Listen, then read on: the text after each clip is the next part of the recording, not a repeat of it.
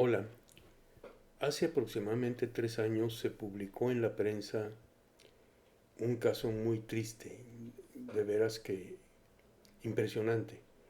Una joven de la etnia rara murió, un hombre de 26 años. Se encontraba fuera de una tienda de conveniencia cuando lo abordaron unos sujetos que le ofrecieron trabajo, pagarle 300 pesos al día por ir a trabajar en la cosecha. El amigo pues aceptó el trabajo, lo subieron a un vehículo y terminó en un lugar en lo profundo de la Sierra de Chihuahua, en donde se encuentra el Triángulo Dorado, donde fue metido a una cueva donde había aproximadamente otras 20 personas. Estaban vigilados por sujetos con armas de alto poder y ellos tenían que salir en la mañana a trabajar de sol a sol para recolectar goma de amapola. Si no recolectaban 150 gramos de goma de amapola, se les golpeaba y se les sumergía en agua helada. Les daban de comer 2 veces al día arroz, frijoles o pasta.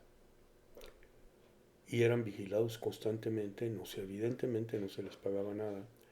Y este hombre pudo escapar una noche y duró durante 9 horas caminando en las montañas hasta encontrar una población donde había autoridades.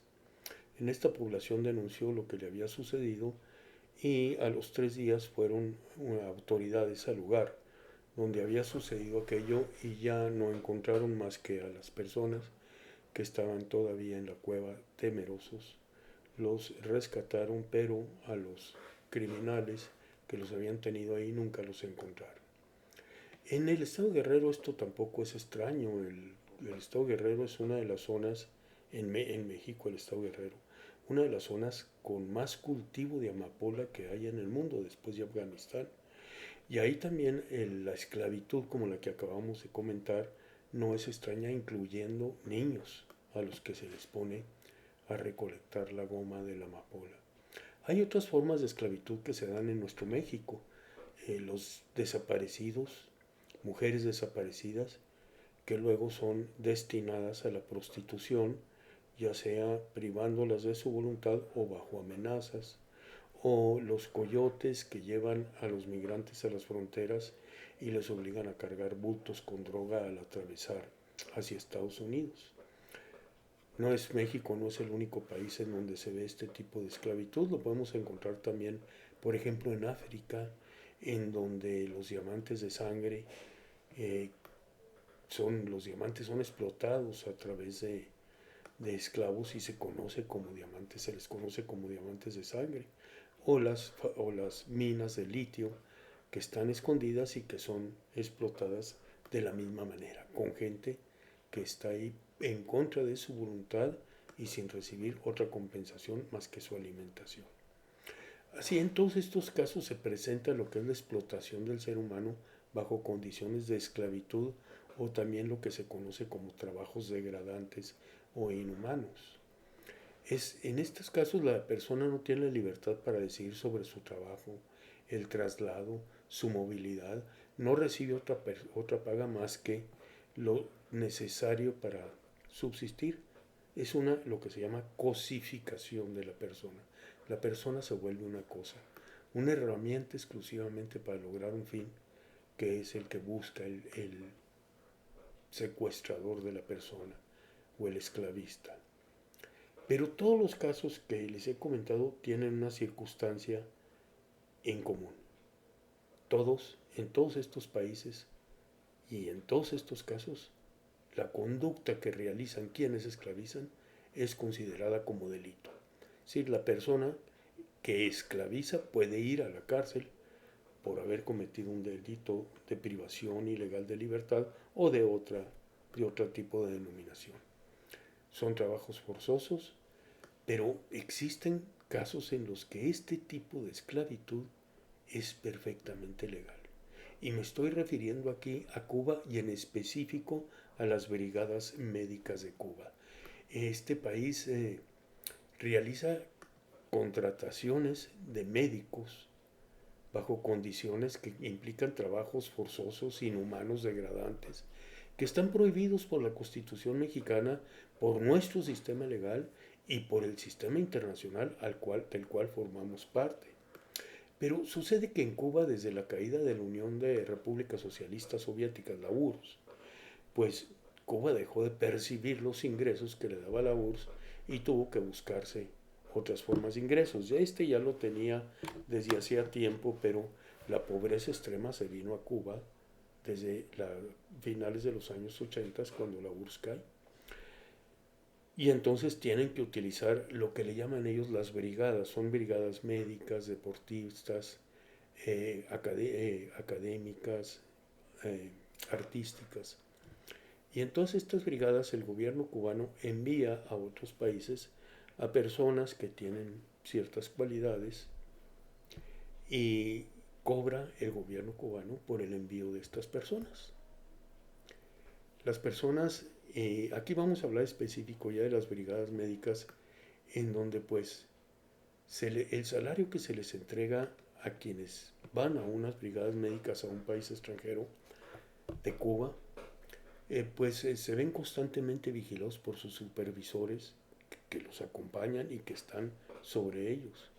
Entre otras tienen las siguientes restricciones: no pueden entablar relaciones con las personas del lugar a donde van, tienen prohibido contraer matrimonio, no pueden llevarse sus títulos profesionales y el pasaporte les es retenido desde que ingresan al país por los vigilantes que llevan. No pueden conducir vehículos y solo pueden utilizar el transporte público para lo más esencial, para cumplir con sus objetivos. El gobierno extranjero que contrata a las brigadas le paga directamente al gobierno cubano y es el que decide cuánto le va a pagar al profesionista. Vamos a hablar ya al médico que envía o al profesionista de salud. Estos profesionistas suelen ser personas jóvenes cuya familia, esposa, hijos, padres, hermanos, se quedan en Cuba. Es difícil para ellos violar las reglas que les imponen porque pueden venir represalias hacia sus parientes. La sanción más común, si violan las reglas, por ejemplo, si tratan de desertar, de salirse y buscar asilo en el país a donde van, la sanción más común es impedirles el regreso por 8 años. Durante 8 años no saben de su familia, no tienen noticia de ellos. Y en caso de que regresen a Cuba, se les apresa y son sometidos a 8 años de prisión. Así los seres queridos de estos señores quedan en total desventaja. Ahora, lo que sucede es que esto ha venido sucediendo desde los años 60 del siglo pasado. Cuba lo ha venido haciendo y ha perfeccionado su sistema a grado tal que ha engañado al mundo. Para comentarles, Portugal y Noruega contrataban brigadas médicas cubanas que iban a Haití a ayudar a los haitianos. Cuando se enteraron de lo que pasaba, pues dejaron de hacer estas contrataciones. Hubo deserciones médicas, sobre todo en Bolivia, cuando cae Evo Morales, hubo deserciones de estos cubanos y presentaron testimonios de lo que había pasado. Y una organización civil denominada Prisoners Defender de España ha denunciado ante la Corte Penal Internacional los hechos que he comentado que constituyen crímenes de lesa humanidad. Por su parte, la Organización de las Naciones Unidas en su área de derechos humanos ha condenado ya, ha hecho un estudio, un análisis y ha condenado la esclavitud de las brigadas que promueve Cuba. También la Organización de los Estados Americanos y otras entidades no gubernamentales, no de gobierno internacional, pero sí privadas, como Human Rights Watch, han condenado este tipo de esclavitud. En el 2020 México contrató brigadas médicas para que vinieran a nuestro país. Nosotros sabemos que vinieron a México supuestamente para ayudar con el COVID. Y ahora el presidente mexicano, que en su gira que hizo a América del Centro, de ahí se fue a Cuba, muy contento y cuidado, fue con el secretario de la Defensa Nacional y el secretario de Marina. ¿Por qué? ¿Qué iban a hacer estos señores ahí? La verdad es que a mí me da miedo. Pero en fin, fue y llegó el presidente López Obrador y dice que ha contratado nuevas brigadas médicas de Cuba para nuestro país. Y da todos los pretextos del mundo para hacerlo. Pero lo que sucede aquí es que, señores, se sabe que estas personas que vienen en las brigadas médicas vienen en una situación de esclavitud. Segundo, que son obligadas a realizar proselitismo hacia la labor de izquierda del comunismo cubano. Y a pesar de eso, México los ha contratado.